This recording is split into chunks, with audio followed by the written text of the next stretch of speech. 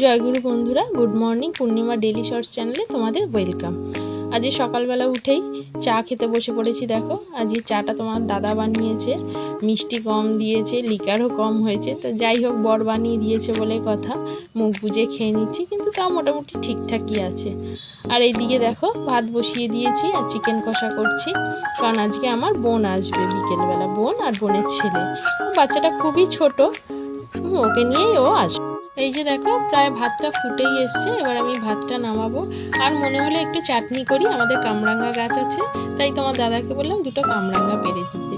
আমার কাকার মেয়ে বোন আর কি খুবই ভালোবাসে কামরাঙ্গার চাটনি খেতে, আমাকে বলেছিল যে দিদি আমি গেলে আমার জন্য কামরাঙ্গার চাটনি করিস, তাই আমি করছি। দেখো কামরাঙ্গাগুলো কেমন হয়েছে বলো।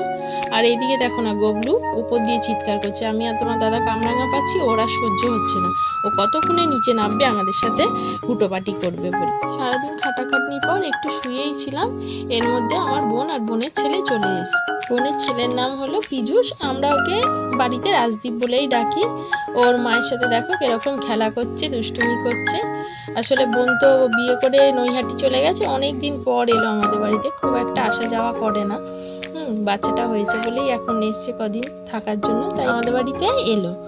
আর আজকে তো অনেক খাটাখাটনি গেছে, আর ব্লগটা বেশি বাড়ালাম না। গুড নাইট বন্ধুরা, জয়গুরু। তোমরা ভালো থেকো, সুস্থ থেকো, এই কামনাই করি।